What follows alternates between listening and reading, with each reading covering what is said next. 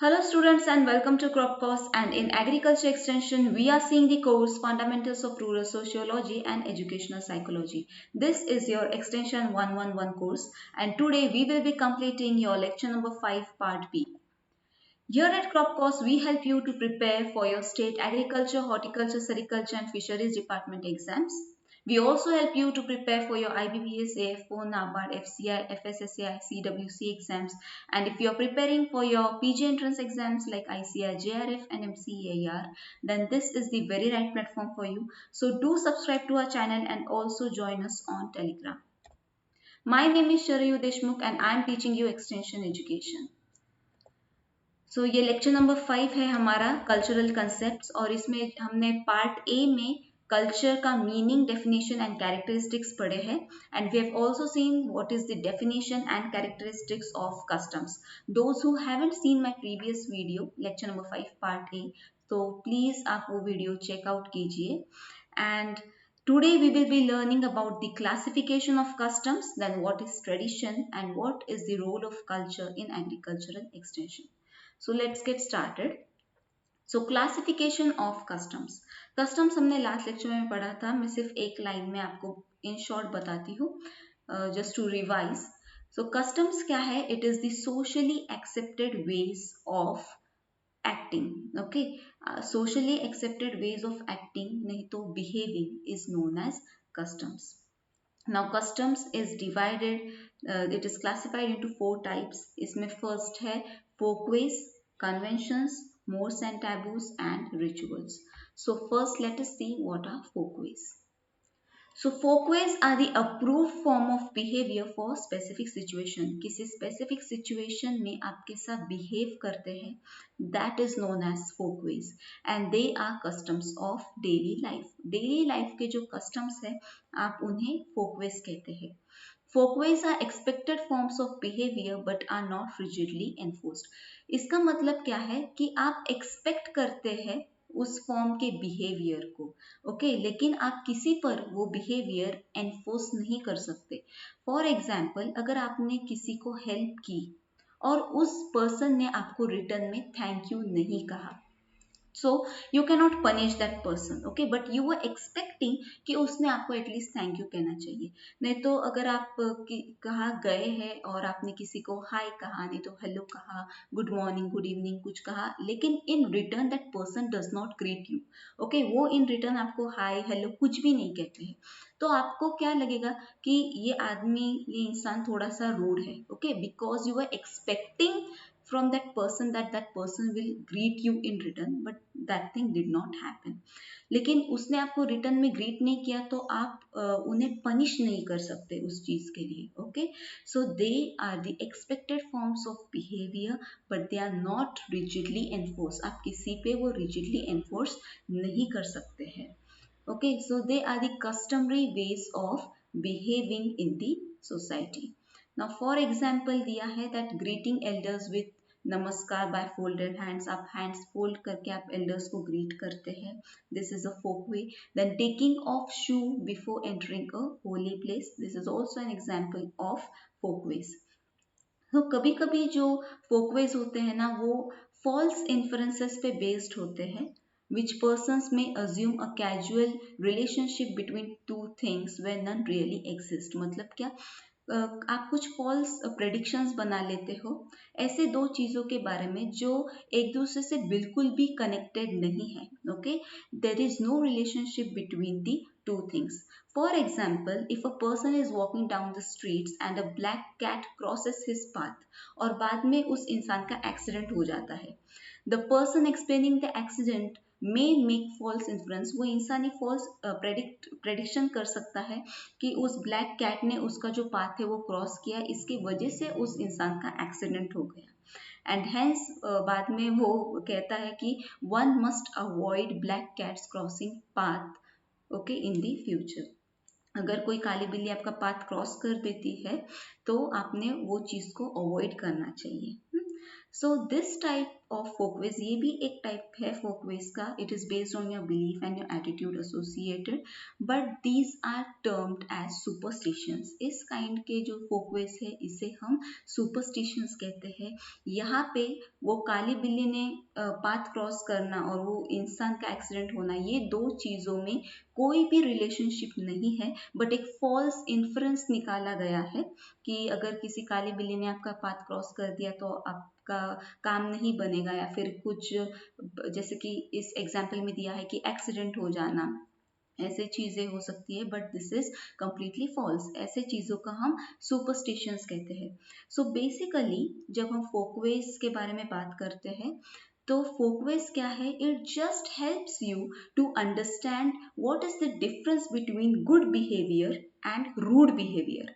Okay, मैं फिर से एक बार रिपीट करती हूँ that it helps you to understand what is the difference between rude behaviour and good behaviour.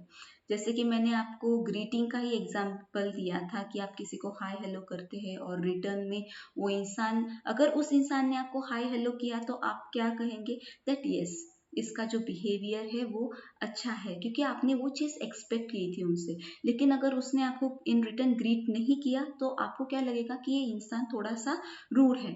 So Folkways क्या है कि आप किसी से कुछ एक्सपेक्ट करते हो. Okay, it is the expected form of behavior, but it is not rigidly enforced. It just helps you to understand what is the difference between good behavior and rude behavior. I hope that you have clearly understood what are folkways.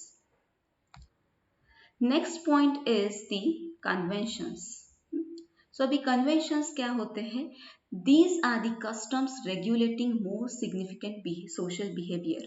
Conventions भी customs का ही classification है, लेकिन इसमें क्या होता है कि जो behavior है वो ज़्यादा significant होता है. Okay, these are regulating more significant behavior. For example, that you should be polite to others, or wearing clothes when you are in public place. और कुछ जो कन्वेंशंस है मोस्टली वेस्टर्न प्रैक्टिसेस में, तो उनमें क्या होता है that you are not, that do not eat with your hands और fingers, instead you should use fork and spoon, या फिर नाइफ का यूज करो when you are eating. So this basic etiquettes हम कह सकते हैं. So conventions are the customs regulating more significant social behaviour. Next point is the mores and taboos. Now, what are mores? Mores are the patterns of behavior to be considered essential by the society. Mores क्या है? एक pattern of behavior है and this is considered very essential by the society. ये जो है they are the strict laws of a society. आपने उन्हें follow करना ही है. You have to act in that particular way. जैसे folkways क्या होता है? आप rigidly enforce नहीं कर सकते. आप कहते हैं कि ठीक है जाने दो, नहीं कहा thank you, it's all right, okay, you do not punish that person. लेकिन मोर्स में क्या होता है ना कि ये काफ़ी स्ट्रिक्ट होते हैं. This is a very important multiple choice question that mores are strictly held beliefs about the behaviour. कैसे होते हैं? ये स्ट्रिक्ट होते हैं. अगर आपने ये फॉलो नहीं किया तो आपको पनिशमेंट भी मिल सकती है. And this distinguishes between right and wrong. कौन सी चीज़ करनी है, क्या नहीं करना है, इसके बीच का जो डिफरेंस है, ओके, जो हमें which helps us to understand, mores helps us to understand better कि कौन सी चीज़ राइट है, कौन सी चीज़ रॉन्ग है. ओके, और हमें क्या फॉलो करना है? जो चीज़ राइट है हमें वो फॉलो करना है. For example saluting the flag, या फिर जब नेशनल एंथम बजता है that time you should always stand, या फिर marriage in the same caste, intercaste में मैरिज नहीं करना चाहिए. सो ये कुछ मोर्स है, थोड़े से स्ट्रिक्ट लॉज है ये हमारे सोसाइटी के, which are being enforced on the people living in our society. Okay, या फिर हम कहते हैं ना कि एग्जाम में चीटिंग नहीं करनी है. ये एक क्या है? स्ट्रिक्ट रूल है ऑफ द एग्जामिनेशन कि आपको चीट नहीं करना है, आपको ऑनेस्टली आपका पेपर लिखना है. So these are a few mores. So next, let us see now what is the difference between folkways and moors. So the difference between folkways and moors. Folkways में है first one, violation of Folkways is not viewed seriously. Okay, अगर किसी ने जैसे मैंने आपको thank you का ही example दिया था, आपने किसी को हेल्प किया, in return that person does not से यू थैंक यू, तो आप इतना सीरियसली नहीं लोगे। ओके, आप सिर्फ डिस्टिंग्विश करेंगे कि इस पर्सन का बिहेवियर कैसा है, वेदर इट इज गुड और whether it is rude. Okay, but आप उसे ज़्यादा सीरियसली नहीं लोगे। लेकिन मोर्स में वैसा नहीं होता है। Violation of mores is viewed very seriously. अगर किसी ने इंटरकास्ट मैरिज कर दी तो इसे सोसाइटी में बहुत ज़्यादा सीरियसली एक सीरियस इशू बना देते हैं इस चीज़ को। Okay, it is seen very seriously. इसलिए मोर्स को आपने you should never do the violation of mores. Folkways का इतना सीरियस नहीं होता है। नाउ फोकवेज में क्या है, the change is rapid, and mores में क्या है, the change is very slow, क्योंकि मोर्स थोड़े स्ट्रिक्ट होते हैं, ज़्यादा स्ट्रिक्ट होते हैं, I would say that is why the change is very slow. Folkways are not deeply rooted in the society. ये ज़्यादा डीपली रूटेड नहीं होते हैं सोसाइटी में, बट जो मोर्स है these are deeply rooted in the society. Now folkways frequent repetition of pt acts by large number arise from experience। मतलब क्या कि frequent अगर कोई एक्ट रिपीट हो रहा है तो आप उन चीज़ों से you get use to them, और आप उन चीज़ों पे ज़्यादा ध्यान नहीं देते हो, and you feel that okay fine, no problem. लेकिन मोर्स का क्या होता है ना कि आपको this term is often use for positive action. आपको कोई पॉजिटिव एक्शन ही करनी है। अगर नेशनल एंथम बजता है then that time you have to stand. Okay, तो this is a positive action, so the mores is a term use for positive action. Then next point is the examples. So first one is way of greeting. Okay, जैसे किसी को hi hello कहना, in return में वो भी आपको बोले, so this is expected behaviour. Then hair style, आपका हेयर स्टाइल कैसा होना चाहिए। अगर आप एक कॉलेज स्टूडेंट है या फिर आप स्कूल गोइंग किड है तो आपका हेयर स्टाइल कैसा होना चाहिए। फिर habits of taking meal, then speaking properly, so these are the folkways. And mores में क्या आता है, दैट रिस्पेक्टिंग योर एल्डर्स, और मोनोगैमी मैरिज। मोनोगैमी मैरिज मतलब एक इंसान का एक लड़के का एक लड़की के साथ मैरिज। ओके, ऐसा नहीं है कि एक लड़के ने 3-4 लड़कियों के साथ मैरिज किया है, this is not the thing. So monogamy marriage, this is a mores. So let us go towards the next point, that is taboos. Now what are taboos? Now taboos are the negative action which should not be done. ऐसे negative actions जो हमने नहीं करने चाहिए, इसे हम taboos कहते हैं। मोर्स क्या है, ऐसे एक्शंस है जो हमने करने चाहिए। ओके, जैसे कि सैल्यूटिंग द फ्लैग या फिर standing during the when the national anthem is played, थोड़े से स्ट्रिक्ट है ये। लेकिन टैबूज क्या है, this are the negative actions होते हैं ये, और आपको ये नहीं करने चाहिए। For example, you should never smoke, नहीं तो ड्रिंक करना। So these are taboos. Now next, the word taboos in a strict sense refers to prohibition type of behavior। ऐसा behavior जो आपने नहीं करना चाहिए, इसे हम taboos कहते हैं। All restrictions communicated verbal don't, मतलब क्या, जिन भी चीज़ों में डोंट आता है, like don't smoke, do not drink, ऐसे काइंड के सेंटेंसेस, तो ये क्या होते हैं, टैबूज होते हैं। अभी अलग अलग सोसाइटी में अलग अलग टैबूज होते हैं। फॉर एग्जांपल, कुछ सोसाइटी में लोग डॉग का मीट खाते हैं, लेकिन कुछ सोसाइटी में इसे टैबू माना जाता है, that you are not suppose to have meat of dog. तो जो टैबूज है वो अकॉर्डिंग टू सोसाइटी डिपेंड करता है। सो रिमेंबर कि जहाँ पे आप डोंट यूज करते हैं, नहीं तो ये कुछ ऐसी नेगेटिव एक्शंस होती है जो आपने नहीं करनी है। Okay, now once last time I will revise just. Folkways क्या है, इट इज ऐसा एक एक्सपेक्टेड फॉर्म ऑफ बिहेवियर है ये। Okay, and it will help you to distinguish between what is rude behaviour and what is good behaviour. Mores क्या है, these are the patterns of behaviour which are very essential. Okay, इन्हें बहुत essential consider किया जाता है by the society, ज़्यादा strict होते हैं ये। और टैबूज मतलब क्या होता है, ऐसी चीज़ें जो आपको नहीं करनी है। ओके, एंड कन्वेंशंस मतलब क्या होता है आपके, कि ये एक सिग्निफिकेंट सोशल बिहेवियर है। Okay, these are the customs regulating more significant social behaviour. So now next is rituals. So rituals क्या होते हैं? आई होप कि जो भी मैंने पॉइंट्स पीछे बताए हैं related to folkways convention mores and taboos, आपको वो ठीक से समझ में आए होंगे and I hope that the difference between these terms is getting clear to you. So next point is the rituals. ये भी कस्टम का ही एक टाइप है. ओके, क्लासिफिकेशन ऑफ कस्टम में ही आता है rituals. These are associated with religion are very diverse. Rituals associated with religion are very diverse. हर एक religion का अलग अलग ritual होता है. और रिचुअल्स में क्या आते हैं, जैसे कि प्रेइंग या फिर chanting, singing, eating certain kind of food, fasting on certain days and so on. ये जो सारी चीजें हैं ये रिचुअल्स में आती है. Then rituals acts are oriented towards religious symbols. ये क्या है ना, कुछ रिलीजियस एक्ट्स है स्पेशली ये. Okay, they are usually seen as quite distinct from habits and procedures of ordinary life. Ordinary life से ये जो हैबिट्स है फिर प्रोसीजर्स है वो थोड़े से डिफरेंट है. और according to the culture, according to the religion ये चेंज होता है.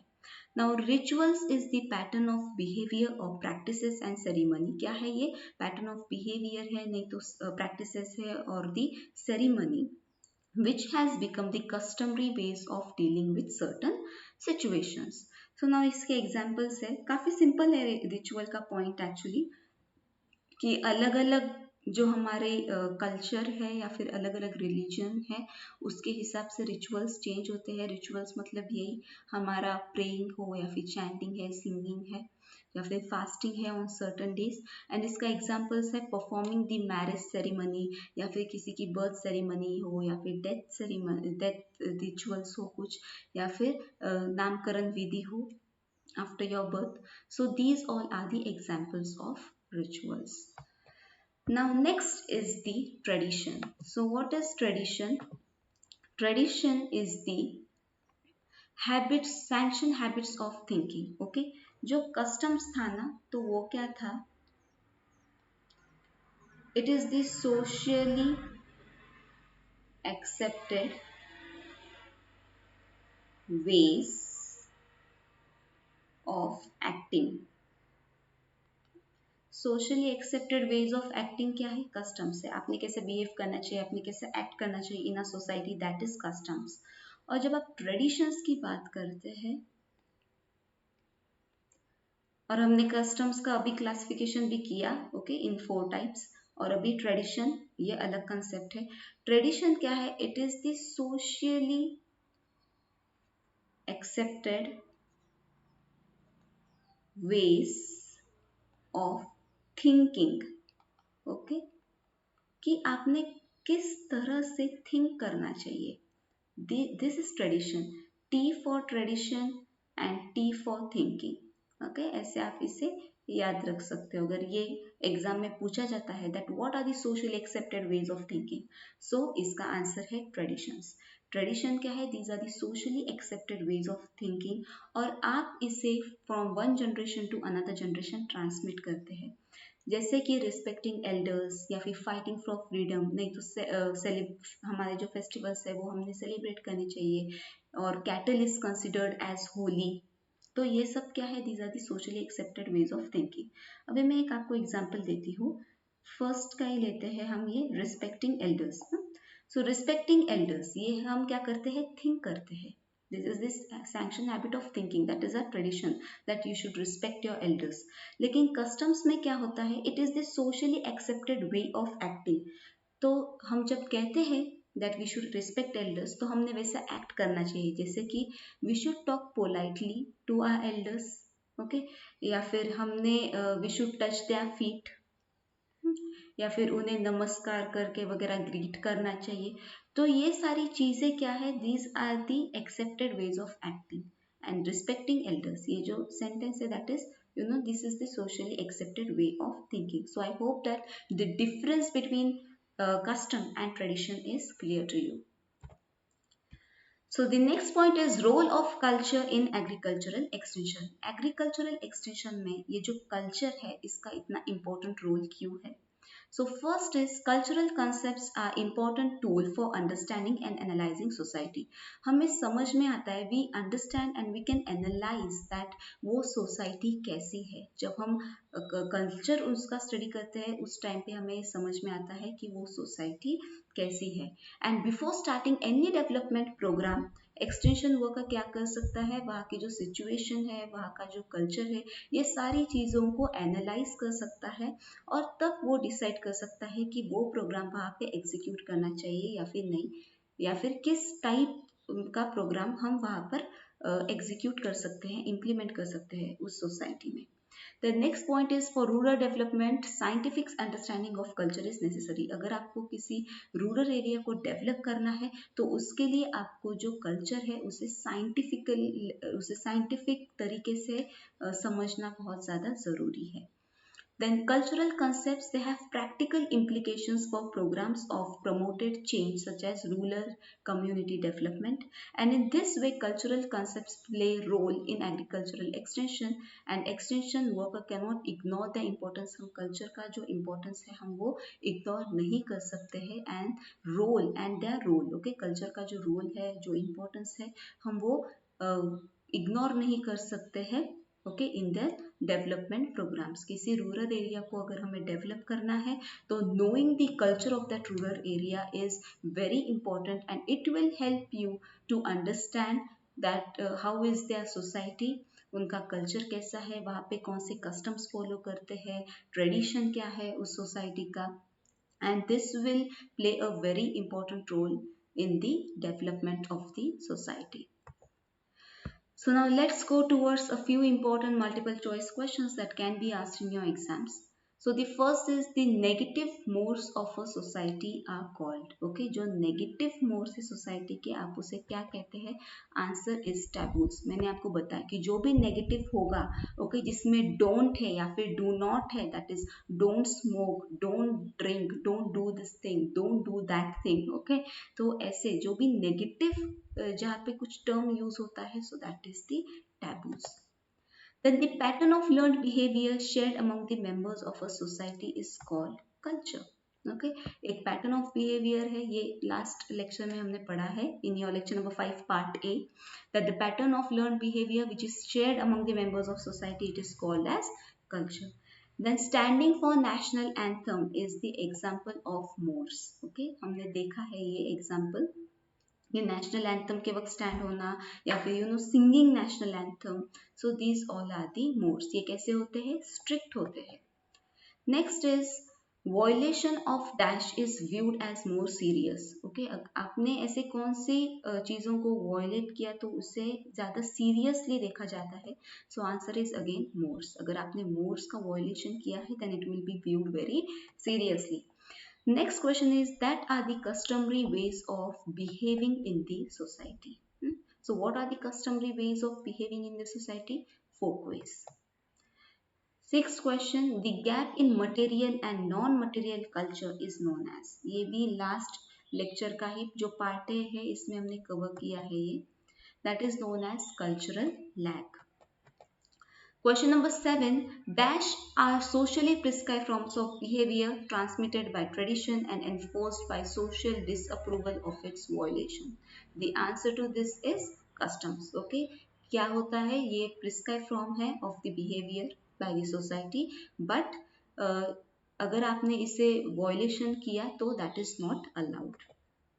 Society disapproves its violation. Then eighth question is, dash is a belief in supernatural power. Okay, हमने देखा praying, chanting, fasting on certain days. Okay, so ये क्या है? हमारे बिलीव्स हैं. These are known as rituals. So that what is ritual is the belief in supernatural power. Ninth question is the negative modes of society are called. The question फिर से repeat हुआ है. Okay, so these are taboos. Next is, dash is the tendency of man to consider his own culture of higher value. Okay, क्या है कि हमारे culture को हम कंसिडर करते हैं कि बहुत ज़्यादा हाई वैल्यू का है, ओके, सुपीरियर है then the other cultures, and और अदर कल्चर्स को हम जज करते हैं in terms of standard and value that exist in one's own culture. So this is known as ethnocentrism मतलब क्या, कि खुद के ही कल्चर को ज़्यादा हाई वैल्यू का कंसिडर करना, okay, then the culture of other people. Question number 11, smallest unit of culture is cultural trait. जो स्मॉलेस्ट यूनिट है कल्चर का, हम उसे क्या कहते हैं, कल्चरल ट्रेट कहते हैं। Then there are two types of cultural traits, material and non material. Question number 13. The time or difference between some technological change and resulting change in culture is known as cultural lag. जब हम time या फिर difference देखते हैं ना in culture, तो usually हम उसे कल्चरल लैग का ही टर्म देते हैं। Question number 14. The resistance to change by people in culture is called cultural inertia. आपको change नहीं करना है कुछ चीज़, okay, you are resisting to a certain change in culture, so इसे हम क्या कहते हैं, cultural inertia. Okay, so this is all for today. इसमें बहुत ज़्यादा इम्पॉर्टेंट है कि आपको याद रहने चाहिए what are the examples of folkways, mores and taboos का एग्जाम्पल क्या है, फिर उसके बाद हमने पढ़ा ट्रेडिशंस में क्या आता है। तो सारी चीज़ों के आपको एग्जाम्पल्स अच्छे से याद रखने हैं। So yes, this is all for today. Thank you so much, and in next lecture we will be seeing what are social values and attitudes. Okay, so social values and attitudes, ये chapter हम next lecture में cover करेंगे. So thank you so much.